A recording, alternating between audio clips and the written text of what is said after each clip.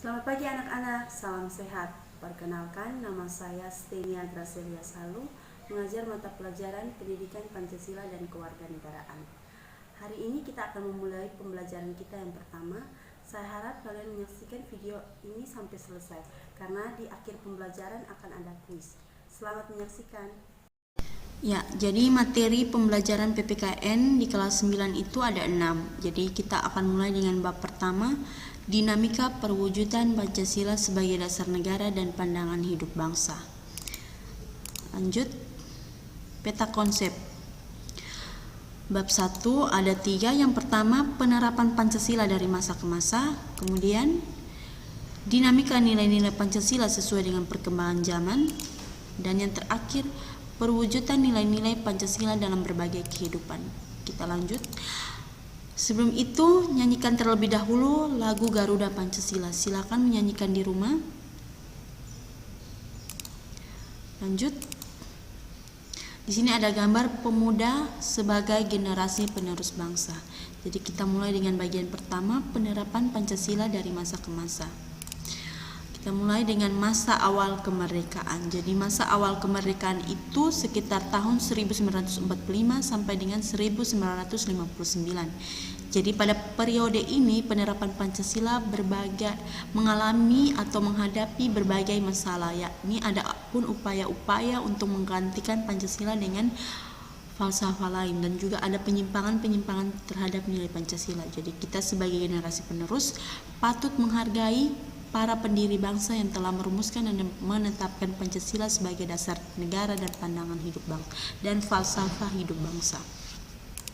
Kita mulai dengan pertama, ini adalah gambar dari PKI. Jadi pemberontakan PKI. PKI itu adalah Partai Komunis Indonesia. Jadi pemberontakan PKI ini terjadi di Madiun pada tanggal 18 September 1945. Jadi pemberontakan ini dipimpin oleh Musso.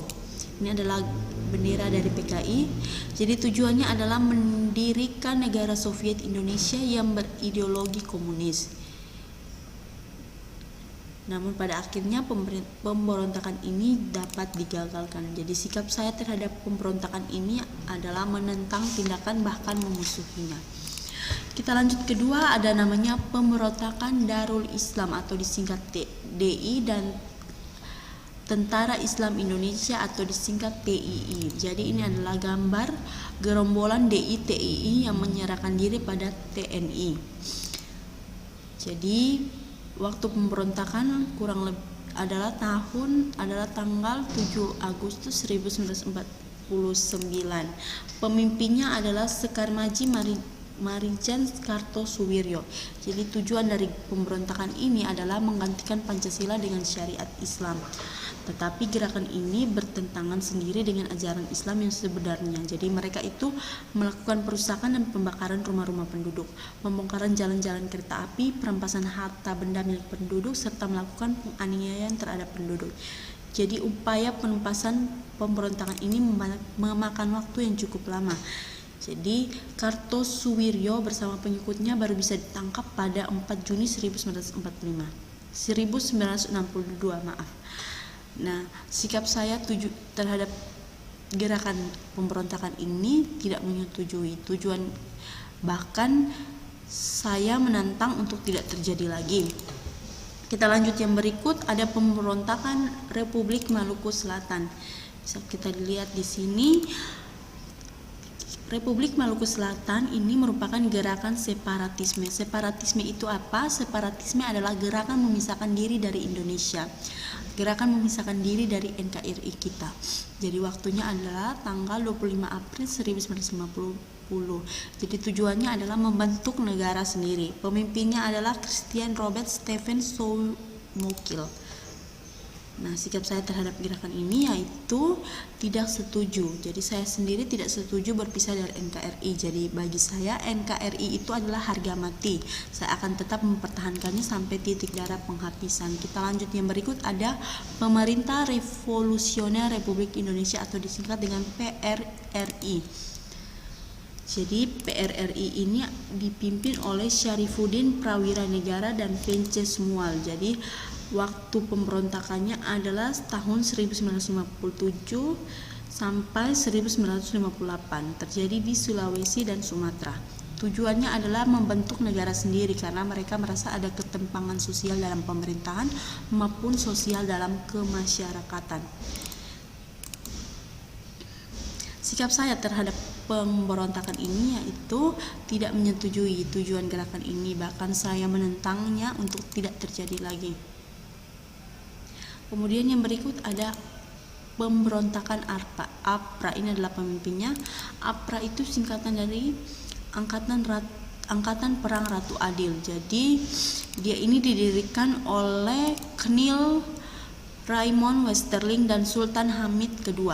Jadi tujuannya adalah mempertahankan negara federasi yang dibentuk Belanda. Jadi APRA telah melakukan serangan kudeta terhadap pemerintah Indonesia. Dia berhasil menduduki wilayah Bandung serta menewaskan beberapa tokoh bangsa, di antaranya Menteri Pertahanan Sultan Hamengkubuwono ke-9 dan Sekretaris Jenderal Ali Budiarjo. Nah, sikap saya tentunya tidak menyetujui dan tidak menginginkan untuk gerakan ini terjadi lagi. Yang berikut ada Republik Indonesia Serikat atau dikenal dengan RIS. Jadi perubahan bentuk negara Republik Indonesia Serikat menjadi Negara Kesatuan Republik Indonesia. Sedangkan konstitusi yang berlaku adalah Undang-Undang Dasar sementara 1950. Jadi waktunya antara tahun 1950 sampai 1959. Jadi dalam perjalanannya berhasil melaksanakan pemilu pertama di Indonesia pada tahun 1955 yang selama ini dianggap paling demokratis. Nah, tetapi anggota konstituante hasil pemilu tidak dapat menyusun undang-undang seperti yang diharapkan. Nah, maka dari itu menimbulkan krisis politik, ekonomi, keamanan. Jadi menyebabkan pemerintah mengeluarkan dekret Presiden 1959.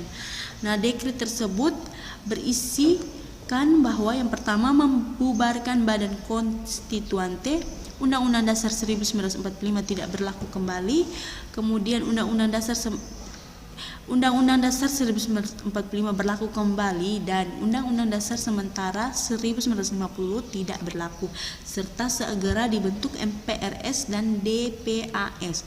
Jadi pada periode ini dasar negara tetap Pancasila, akan tetapi penerapannya lebih diarahkan kepada ideologi liberal yang ternyata tidak menjamin stabilitas pemerintahan sendiri. Jadi sikap saya itu jelas tetap komitmen menjalankan Undang-Undang Dasar 1945. Kemudian kita lanjut yang berikut, ada namanya setelah dari masa awal kemerdekaan kita pindah ke masa Orde Lama. Masa Orde Lama itu sekitar tahun 1959 sampai 1966. Jadi periode ini dikenal dengan periode demokrasi terpimpin. Jadi periode demokrasi terpimpin ini dicetuskan oleh Presiden Soekarno karena banyaknya gerakan separatis yang menyebabkan ketidakstabilan negara, tersendatnya pembangunan ekonomi, dan sering terjadinya pergantian kabinet sehingga program pembangunan yang dirancangkan kabinet itu tidak berjalan secara utuh. Penyimpangan-penyimpangan yang terjadi antara lain yang pertama, presiden seumur hidup. Kemudian yang kedua, presiden mengeluarkan penetapan presiden yang dimana membubarkan DPR hasil pemilu tahun 1955. Yang berikut, presiden membentuk MPRS. Jadi itu terdiri dari anggota DPR GR, utusan daerah, utusan golongan yang semuanya diangkat serta diberhentikan oleh presiden sendiri. Kemudian yang terakhir ada pemberontakan PKI, pimpinan DN Aidit. Jadi tujuan pemberontakan ini menjadikan negara Indonesia sebagai negara komunis yang berkiblat ke Uni Soviet serta mengganti Pancasila dengan paham komunis. Kita lanjut dari masa Orde Lama ke masa Orde Baru. Ini adalah gambar mahasiswa. Jadi masa Orde Baru itu tahun 1966 sampai 1998. Dalam masa Orde Baru ini terjadi penyimpangan-penyimpangan antara lain yang pertama, pembatasan kebebasan berpolitik, pers, berpendapat. Kemudian yang kedua adanya pelanggaran HAM. Ketiga, Jadi yang pemimpinnya sendiri itu adalah Soeharto.